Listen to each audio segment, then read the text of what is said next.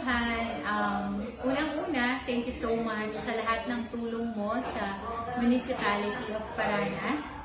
Alam kong sa simula pa lang ng Dynaslow project natin, you have been coming to Paranas and you have been with us through the journey po. And naging successful yung mga collaboration natin dito with PVOX at UST.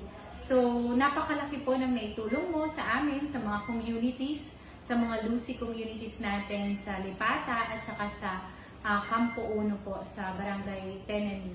So, ngayon that you're already leaving, I just wish you the best.